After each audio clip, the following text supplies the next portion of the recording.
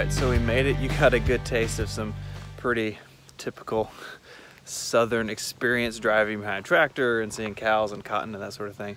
Anyways, we're up here and going to spend some time with the family, do some hiking, see some stuff, and put this phone through its paces.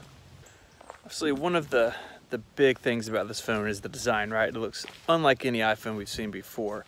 And it's taken some getting used to. I've had a Plus for several years. I had a 6 originally, and then hashtag Mike was right and went with a 6 Plus, then 6S Plus and 7 Plus.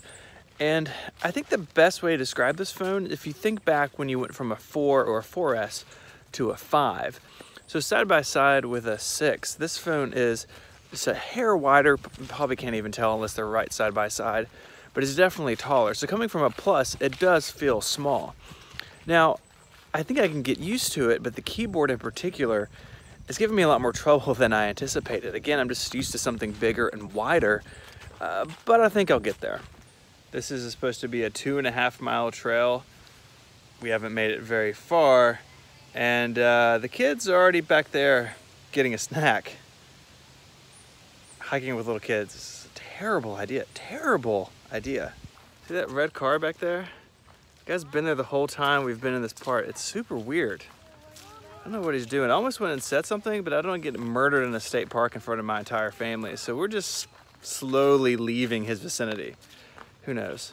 Maybe he has questions about the iPhone 10. Maybe he wants to know how Face ID works. Maybe you want to know how Face ID works. Well, and again, in the short day that I've had it, actually pretty well. The setup process is pretty simple, as you can see here in this clip back in the studio. Basically, point your face at it, and it's all doing this in IR. The camera is only on for the user interface, which I think is pretty cool. And so first of all, it works really well at night. I used it this morning, like 4 o'clock in the morning. Just picked my phone up off the nightstand, didn't have my glasses on, and it unlocked. But right now, my phone is in a tripod mount and a glyph, which you should go check out. Some friends of mine at Studio Neat. Face ID doesn't work if the phone is sideways. The phone has to be in portrait orientation. So right now the phone is in landscape in this mount and it won't unlock. If the phone's upside down, it won't unlock. It's gotta be upright. I'm not quite sure why that would be. Touch ID worked any way around, but that was a lot simpler of a technique. Maybe it's looking the way that it's mapping is from top to bottom or side to side. I don't really know, but it's definitely something to pay attention to. However, at angles, it works pretty well. So the phone can be down low and be looking up at you, or be eye level or a little above you, and it seems to be okay. Again, as long as the phone is in portrait orientation.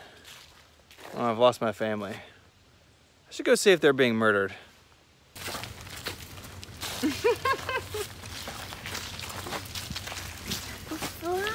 How's your snack? Good. The front camera, thanks to the depth sensor and all this stuff with Face ID, now has portrait mode. But as you can see in these examples, it's not great. I would still say the dual lens setup at the back of the iPhone is probably better for portrait mode. These portrait selfies look really overprocessed to me. It's a little hard to tell, but way back there is the Mississippi River. It used to be a lot closer to the park, basically at the bottom of these bluffs. But of course the river changes course over time and now it's way out there. Just a quick battery update. I took it off the charger 2.5 hours ago. Had it plugged in the car doing navigation until the last hour of driving or so. So an hour of navigation, a bunch of video and photos, but I'm in very low cell service, basically 0 to 2 bars of 4G out here. AT&T is really struggling. So in like 2.5 hours of usage like that, I'm down to 75%. That seems on par with my Plus, best I can remember. Apple says this phone's supposed to get a little bit better battery life. And this sort of trip is really demanding on that. So I'm gonna keep an eye on it throughout the day. But so far, I'm pretty impressed. As you can see, it is just about getting dark. It's been a fun afternoon with the Cub Scouts. Getting ready to eat dinner. I'm gonna go change into a much warmer jacket. We're gonna head home in a little while and think I'll wrap this video up in the studio. So what do I think? There we go. So what do I think about the iPhone 10? I had a very busy weekend, and this is not a comprehensive review by any means. I think that takes more time. But busy weekends are usually good stress tests for iPhones, and the iPhone 10 held up really well. The cameras are great. The display is awesome. Battery life has been really good. I did a bunch of turn-by-turn direction today. I took a ton of 4K video.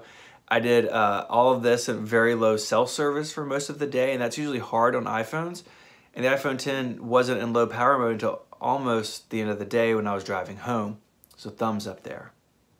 So what's the final word? The iPhone X is the phone you're going to get if you're an Apple enthusiast, and you can afford it. It is expensive, and it's important to remember the 8 and 8 Plus gets you most everything this phone has. Same CPU, basically the same camera except for the optical image stabilization on the telephoto lens. All those driving shots you saw earlier in this video were taken in 2x mode, and they're really nice and smooth because of that OIS. And that's something you want to use. That's a factor that the 10 has over the 8 Plus. But all that said, I think if you're into this stuff, if you care about your iPhone, if you're an enthusiast, the phone is worth the money. It is more expensive, there's no getting around that, but what you're getting for that is an incredible phone and a great design with a beautiful display. And if you're like me and you use your iPhone all the time, those things are important. So far I've been very impressed, happy with my purchase. And if you're an enthusiast like me, be sure to check out this YouTube channel. You can subscribe, there's a button right here you can click right there. I do lots of Apple history stuff. See, this is a Power Mac G4 under this desk. I'm getting ready to do something with it. A whole collection here of stuff I walk through, and a lot more stuff like this on the way. So be sure to get subscribed to see that. And until the next time, adios.